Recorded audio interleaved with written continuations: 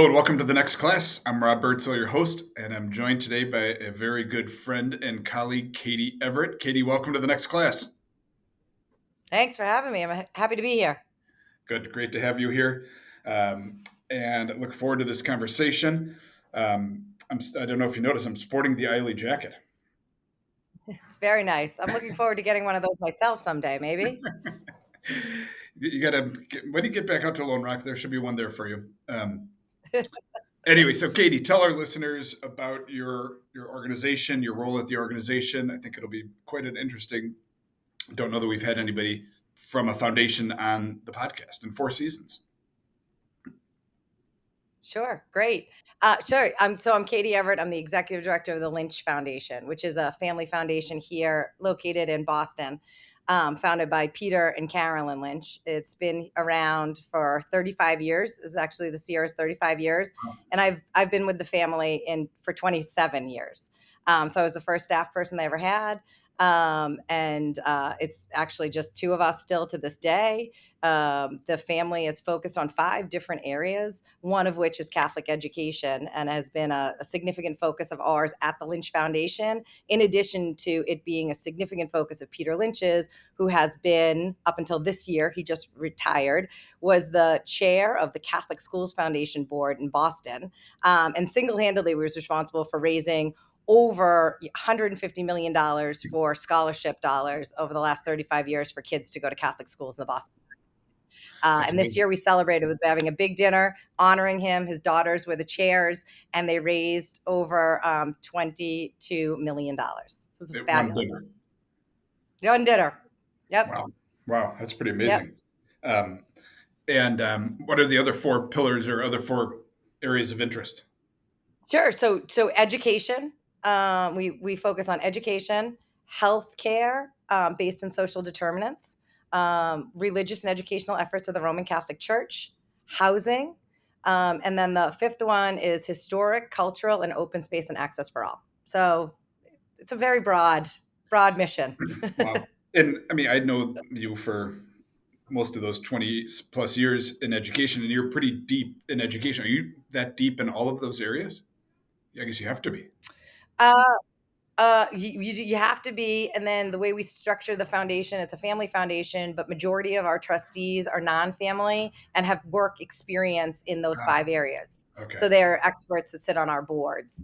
And I feel like I probably know Catholic education because I lived it myself, having been a graduate of a Catholic high school and college, being a parent in Catholic schools. And then when I graduated, I went and actually worked at the Archdiocese of Boston.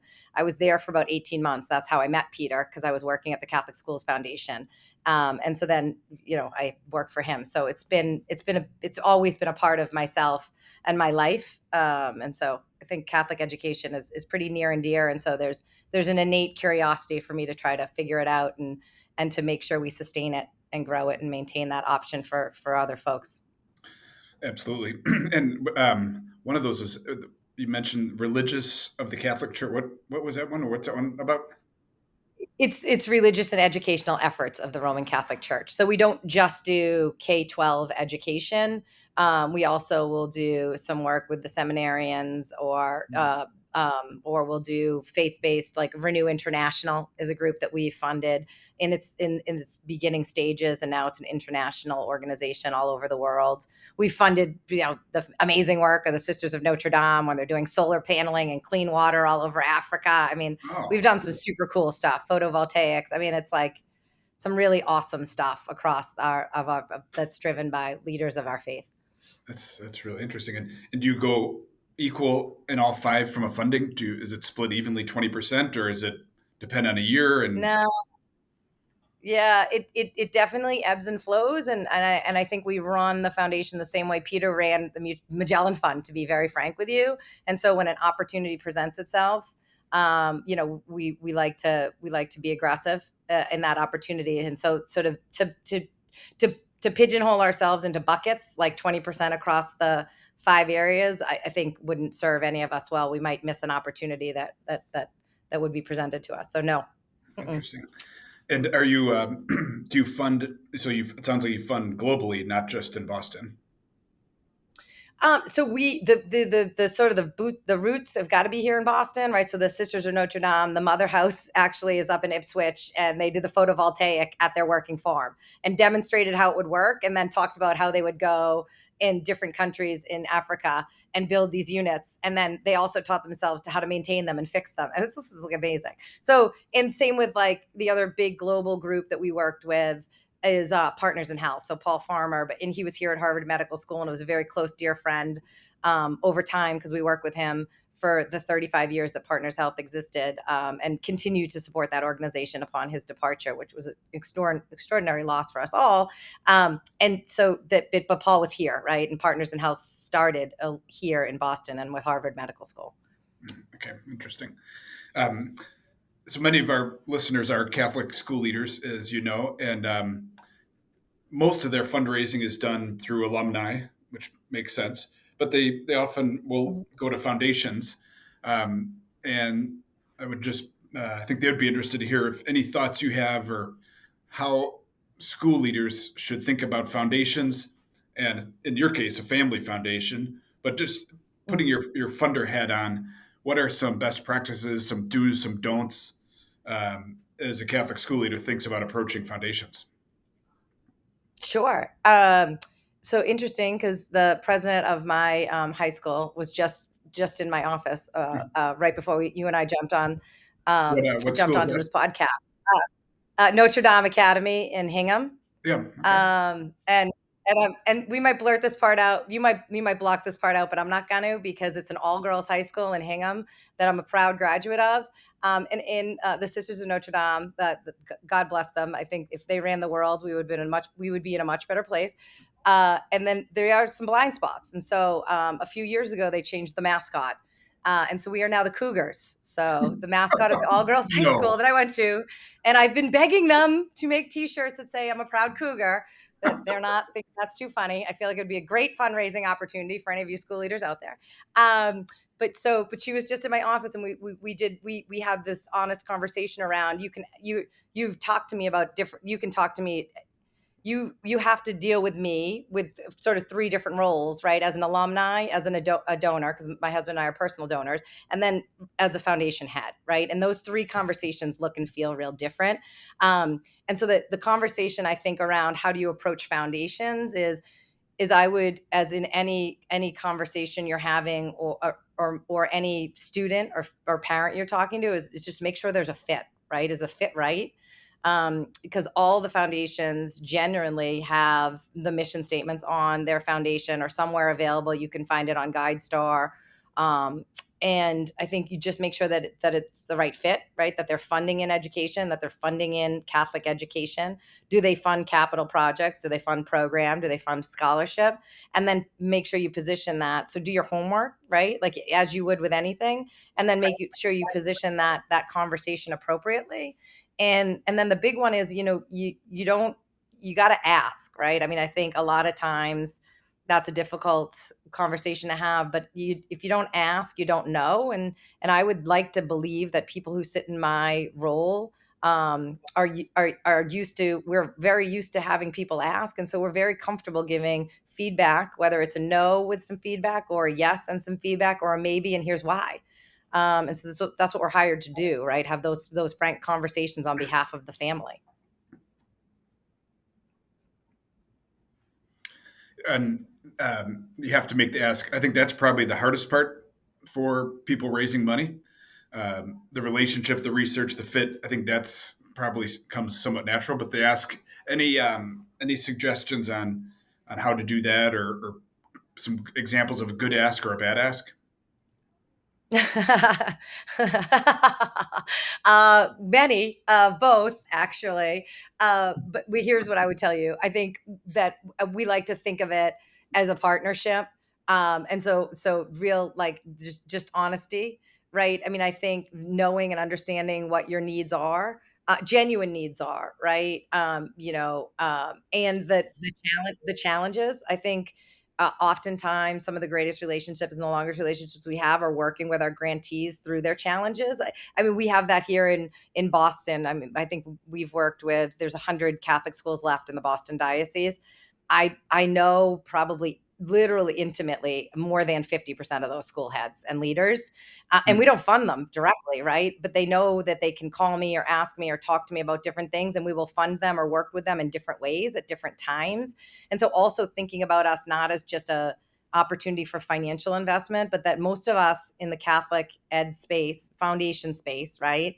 We all work together and sort of know each other. Like Rob alluded, like Rob and I have known each other for 20 plus years throughout our different roles and different places we've been in the Catholic education space nationally. And so we all talk to one another, and I think you never know until you start to get to know somebody. And so coming into a conversation with curiosity, and not assumptions, and so just candid conversations. I think like your truth. I think that, and that that's greatly appreciated. Not don't love the horse and pony show at all, and so I think keeping it really basic, and to I think that's, if you're working in Catholic education, right? I think we're all on the same. We all probably. I think I like to believe we all have the same core values, right? And so just rooting yourselves in those core values around honesty and integrity and truth and vulnerability, and asking for help, and figuring out that what that looks like together. When I was at Cristo Rey at the network, I remember asking the Gates Foundation, the person I worked with there, um, some advice on fundraising as they were our biggest donor, and he said, "Never bring your advancement person." And I just found that Yeah. really interesting. Like, Yeah. well, he's like, "I don't want to talk to a fundraiser. I want to talk to the CEO." Like, if you're asking for a significant, amount of money, it was just being someone new at that time to raising funds. I found it a really interesting comment that um, he was speaking on behalf of foundations, but like they don't want to see a fundraiser. They want to Yeah. be talking to either he said you come or your chief academic officer, your chief mission officer. Like that's who we want to talk to. Yeah, that's, that actually, you're 100% right. That is actually way better advice than what I just said. Because I do think, because the role, and I think there was some confusion on the chief fundraising officer should be doing all the research and teeing you head Yeah. of school up, or you principal, or you academic up to have a successful conversation with the head of the foundation. Right. And so that there's a division of duties, and sometimes that gets confused. Because I will be candid, and I say this all the time when people ask me, do you know a good development person? Not really. I mean, or I've been here for 27 years and I can name them on one hand, right? Because that is a role that I don't want to meet them, right? And the ones that I genuinely do meet sometimes are like don't know enough about the organization, so they don't present well, ironically, because that's not their expertise. Their expertise is fundraising and development. So it's a very interesting kind of role. That's a great point, Rob. Yeah, no, I found it so interesting, and that they, and I like what you just said, that your development person should be setting you up for everything. Like I remember at Cristo Rey, Kansas City, the development person did everything, all the research on the donor, set Sister Vicky up, who was on our podcast last month, literally drove her to the meeting, but didn't go in. Yeah. But Yeah. Sister Vicky, this is who you're meeting. This is who they've given to. This is why I think it's a fit. This is what I think you should ask for. And then literally dropped her off and said, "I'll be Yeah. back in an hour." Yeah. um, That's and perfect. another one, two friends of ours that we know, Jeff Thielman, John Foley, and BJ Casson. Mhm. This is one of the classic stories in fundraising ever, that Jeff, who was the fundraiser, had met BJ years ago, and he gave a little money to his working boys center, I think it was in Peru, that Jeff was working for. But Jeff kept the name, kept him engaged, and when he got to Cristo Rey, he invited BJ to come out and see the school. And Jeff had it all set up that Father Foley was going to ask for them to pay for the gymnasium. Do you know this story? Do you know where this is going? No. No? I love it Well, though, because I can picture the three of them, by the way. oh It's yeah, funny. it's an amazing story. Of two of the three have been on here.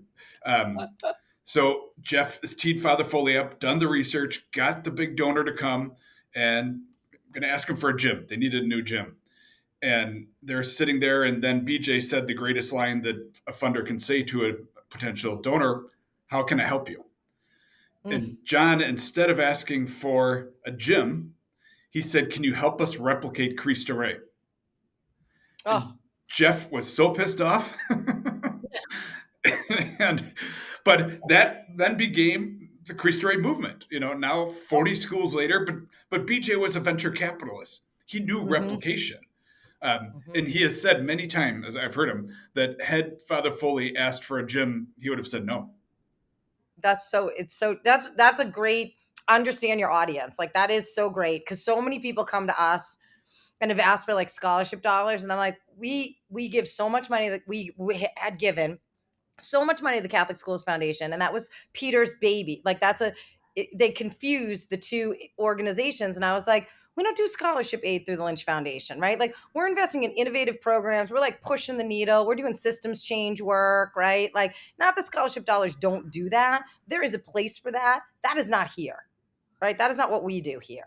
Yep. It's so interesting. Yeah. Yeah. No, it's such a great story, and Father Foley, to this day, he'll be like, I don't know what made me ask that. It just came to me, the Holy Spirit. Oh my word.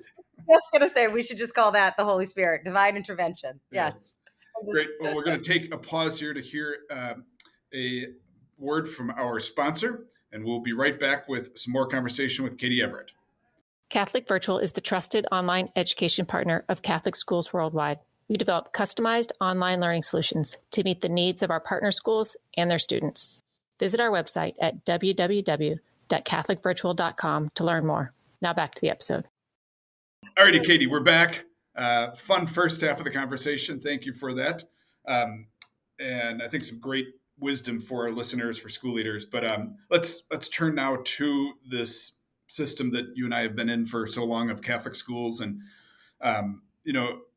you have been in this and trying to affect change, as you said, for 27 years.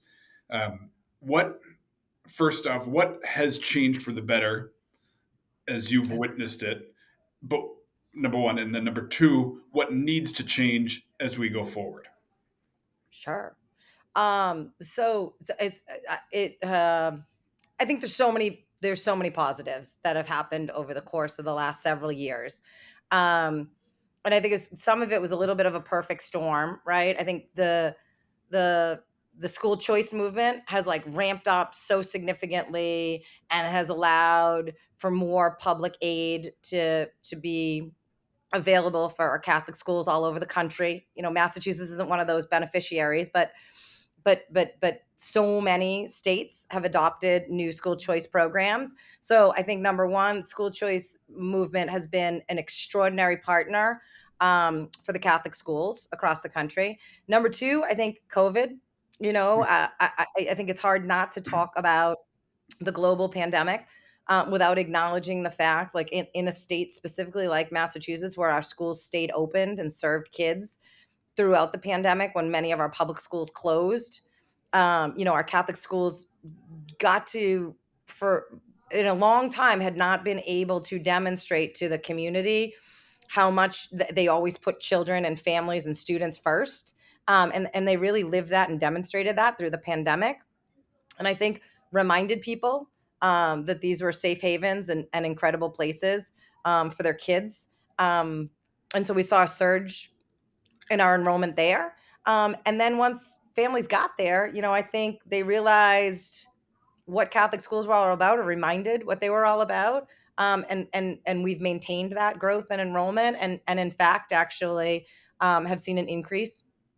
I think Catholic schools have the ability to be nimble and operate in different ways than the public school sector. And so I think that as soon as folks recognize the ability to be nimble and to be different and to embrace that, that's where the real growth and innovation can happen within our Catholic schools. So I think there's really great stuff that's happening. I think there's national conversations about how do we work together. I think there's collaboration, there's communication. I think there's thinking around, there's different models that have popped up, right? We all know our good friends like a Josh Hale at Big Shoulders and Jill Kafka There's innovative networks that are coming up, that are generating ideas, and innovations. Here in Boston, we just launched the Catholic School System Network. It's an alternative model to the Catholic Schools Office. And we actually, have created a totally different model here. And so I think there's different models that are popping up around what can we do to evolve the system of schools. And I think, again, Catholics can lead in that, because Catholic school systems can be more innovative next to their cumbersome public school systems. Another one that I don't. Are you familiar with the Julie Billiard School Network in Ohio? Oh, yes, they're amazing. Yeah, Oh my you gosh, know Lanny. amazing. Yeah, Yes. I think it's the She's most innovative. Like it's the Sisters of Notre Dame, isn't it? Yeah, of course it is. Yeah, and their Yep, leader Lanny is, I think, one of the best school leaders in the country. And yep, but it's a agreed. holy place. The first time I stepped foot at their original school, Mhm, you just felt the presence of the Holy Spirit. It is, I think, one of the most magical mhm.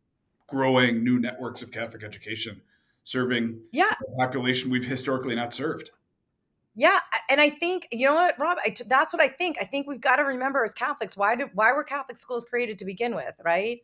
Like they were created to serve those that others would not serve, right? Mhm. Formerly enslaved women. I mean, so then we have just been an economic, social mobilizer for immigrant families for a century now, right? And like, so what are we in business to do? That is our business, right? And to serve all God's kids, and so the Billiard model is phenomenal, because we're educating alternative students with learning needs, right? And we should have been doing that forever. We just never really thought about it. Or all the early ed center, like we here in Boston have said, we should be serving kids as young as 3 months old. Like brain development for 0 to 5, Oh, 90% of your brain is developed from 0 to 5. What are we doing? And oh, by the way, we believe at Catholic schools, parents are their first teachers. We need to be in partnership here, right? And so 20 of this 24 schools across the Boston Diocese are serving kids from like 3 months old, yeah. right? And so it's this real idea of like we kind of forgot what were we in the business of doing, Yeah, right? because we were so successful, our alumni wanted their kids to come, and all of a sudden, before you know it, we were serving very wealthy communities, and I think there are things like Julie Billiard, Christ Rey that have helped us return to the roots of Catholic education. I mean, DePaul University here in Chicago was founded because Northwestern and University of Chicago had a cap on the number of Catholics that they would take. Hmm. And so that's why the Vincentians started DePaul, because there are too many Catholics, and the two universities here wouldn't serve them. And so DePaul was started. For our listeners, highly recommend Googling Julie Billiard Schools, Ohio.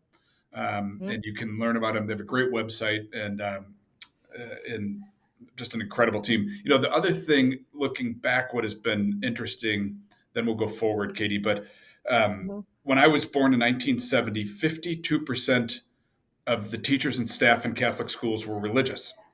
Hmm. Today, it's 2% religious. Yeah. Even 5 years ago, of the 28 Jesuit universities, they had 5 lay leaders. Yeah. This year, of the 28 Jesuit schools, they have 5 Jesuits leading them.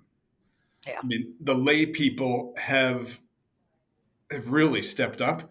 Yeah. I was with Father Parks, who you might remember from New York, and he was saying he thinks it's so much better, though, with the lay people, because of the intentionality around our Catholic identity that is being generally done, not always. And as you know, with Eiley and that group out in Colorado, Hmm. real desire to be spiritual leaders. Whereas he said when Hmm. he was at his Jesuit school, there were just all these black robes around, and everybody thought it was Catholic because all the Jesuits are here. And he said now he sees the lay people being so much more intentional that they have to be. And I don't know if you had any thoughts on that. I love that perspective, actually, and I'm gonna definitely reuse that story when we get criticized by some of our colleagues at central office, on behalf of all the Catholic school heads, who I always laugh, like but I don't think anyone goes into this business to make money, right? I think it's because we have this deep innate spiritual connection, right? And so it's funny to criticize the lay that are running our schools, or be rigorous and who's teaching our theology, say ridiculous things such that. So I love that perspective. And I think we need to be conscious and aware, right, that the world has changed so much, right? And folks aren't flocking to religious orders that they used to, and numbers of pastors, priests, religious women are declining drastically, and there is this extraordinary group of folks that want to run and believe in our Catholic schools and continue to lead them. And instead of criticizing, we should really raise that up and celebrate that, right? And then by hopefully also saying, hey, couple of the bishops, could you stop giving us a hard time, right? Because like we're the ones who are actually sitting in the pews on Sunday, and it's again not a full place. So I appreciate that, and I think it's a part of the challenge, and I wish we could turn that into a much more optimistic and positive conversation, and use that as a positive to build towards a stronger and larger flock and faith, frankly. No, absolutely. And you mentioned the bishops. You and I had the opportunity to be with a number of them, and I gotta say, Katie, it was kind of depressing. At my table, you moderated a table, I moderated a table. I had 5 bishops at my table, and they didn't want to be in the business of education. They said their priests don't want to do it, their parishioners don't want to do it because they don't want to support a school where the parents don't go to church on Sunday. And and I didn't mean to be disrespectful, but finally I paused and I said, "Hey guys, like if you're not in education, you're not going to have a church." And you know what, Katie? None of them had ever thought about that. I'm like, Yeah. "What? Come Yeah. on!" Like, Mhm. did you have any takeaways from your time with the bishops last month? Yeah. Yeah. So, I love that story. And I think the reason why we put those kinds of groups together, right? Like that's the beautiful part of us forcing our way in or getting ourselves invited to the US Bishops Conference is so that we can have those kinds of conversations, right? Because a lot of times the bishops are just talking to each other and there's a Mm-hmm. vacuum there, right? I think it was a very grounding reality for all of us because I learned some interesting stuff about the hierarchy, which you'd think after all these years I kind of understood, but not really. And I think I'm kind of politically sophisticated, but I realized how naive I was. So I think it's complicated and yet very basic, right? If we want to have a Catholic Church in the United States in for 50 more years, you better invest in Catholic schools, 100%. right?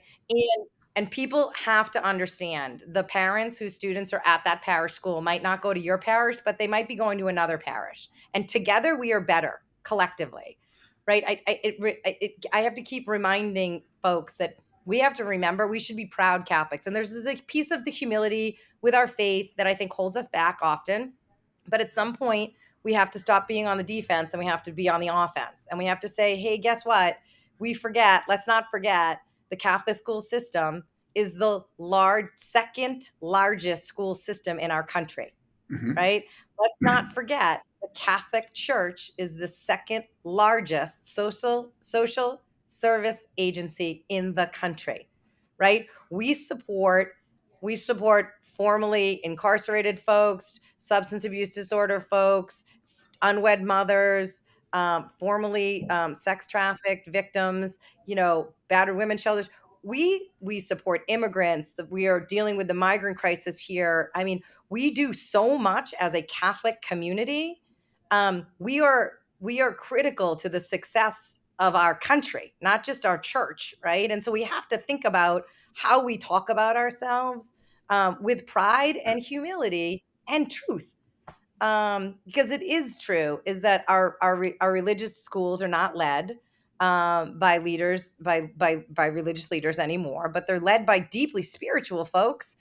And then oftentimes, Rob, I've been around for a couple decades, right?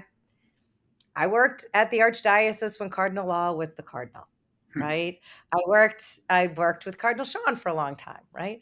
Let's There's a lot of different types of leadership styles, that maybe lay leaders might be able to address that style in a different manner, to hopefully enable and sustain growth in our schools and in our church.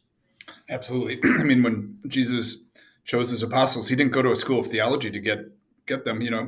He got a couple fishermen, kind of crappy fishermen, and a math guy, a tax collector, and look at what they did. That's And the right. schools. I mean, there's this great story of a Sister of Mercy school who the president, a lay woman, chooses a religious theme every year for their school, and she chose the prodigal son, but she renamed it the Prodigal Daughter.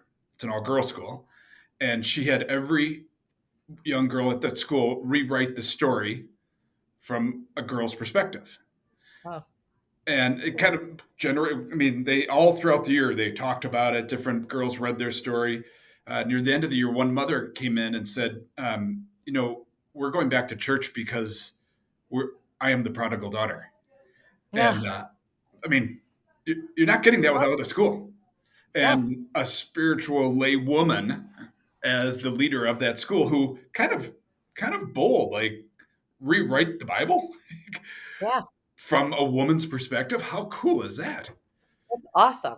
We Um, need more of yeah, that. absolutely. Alrighty, final. Let's shift. We've been talking about what good is a lot of great that has been happening the past 20 years. As you look forward, what are the opportunities that get you excited for Catholic education? The changes that need to be made for us Yeah. to thrive for another 50 years, as you said. Yeah. I mean, so the funny part is, I'm optimistic that the bishops say they don't want to be in the business of schools. Great. Don't be in the business of schools. Be in the business of spirituality, right? Stay in your lane, we'll stay in ours. I think that would be so wonderfully complementary, Mm-hmm. right? Is there a way where we can actually engage? Can some of our Catholic schools, engage with their pastors and religious heads in a different way? They don't have to run the business. They're not. Okay, they don't have most of them don't understand school finances. They don't understand parents and enrollment. They've never been a parent, right? They don't understand a teenager or an elementary school development needs necessarily. They don't have, teaching degrees.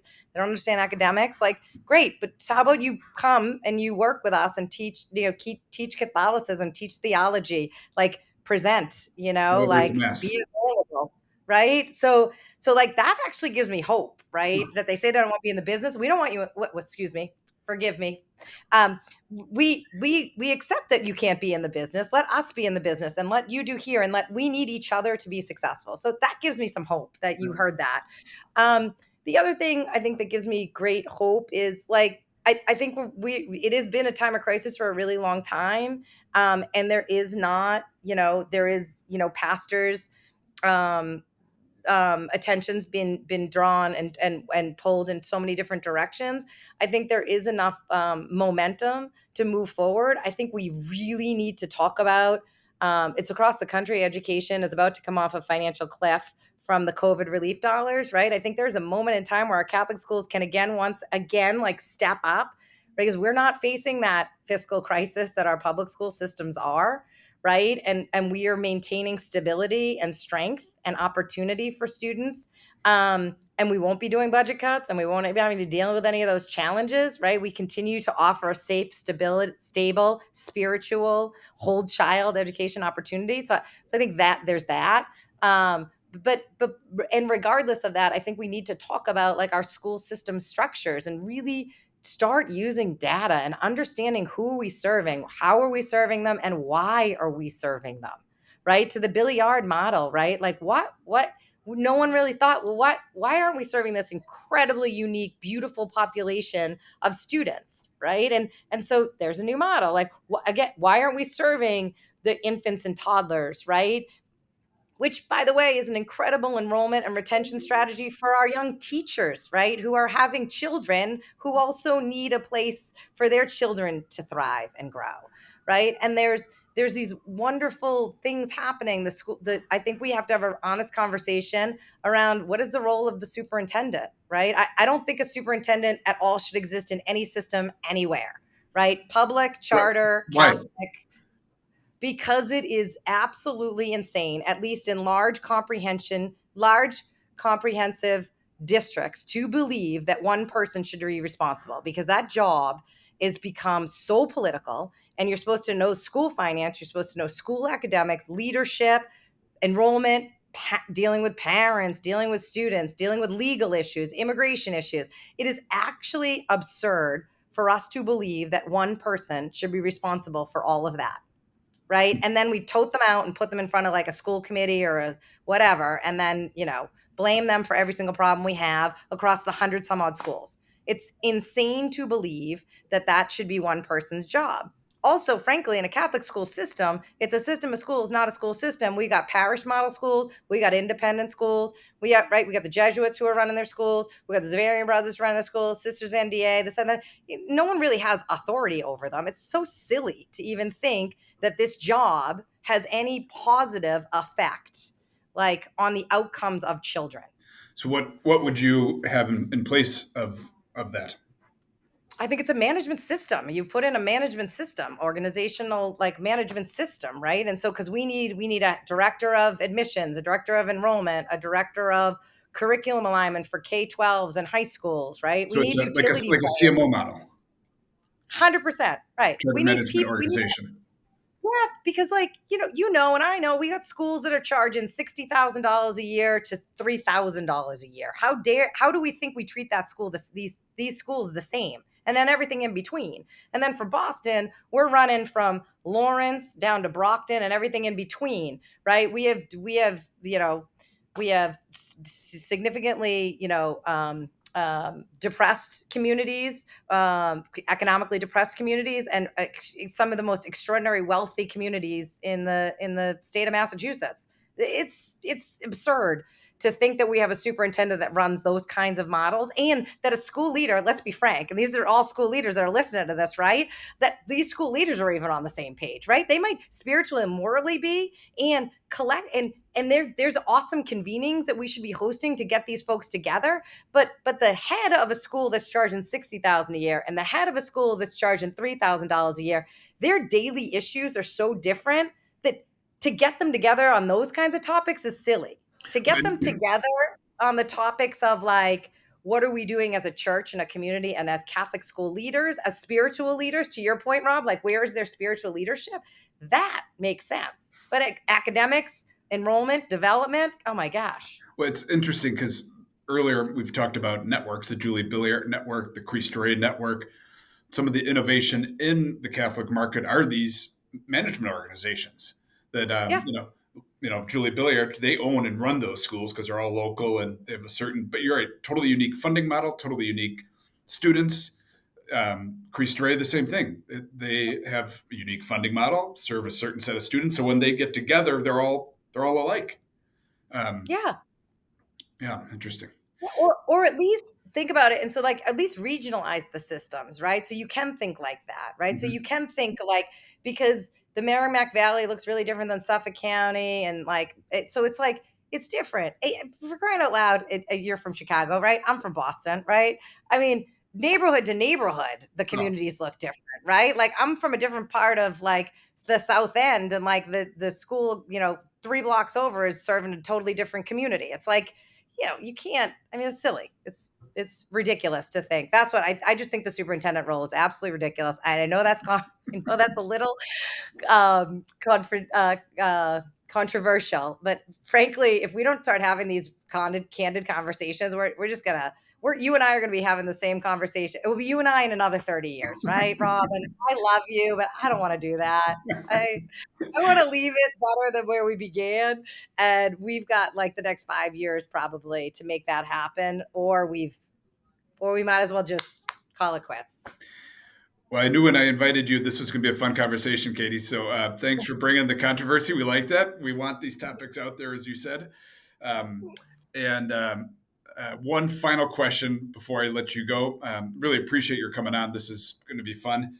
As our listeners will find out, we have a friend of ours on. We're actually recording tomorrow. Josh Hale has been mentioned a couple times. So also a fun conversation. I'll try to poke him to get some controversial statements too.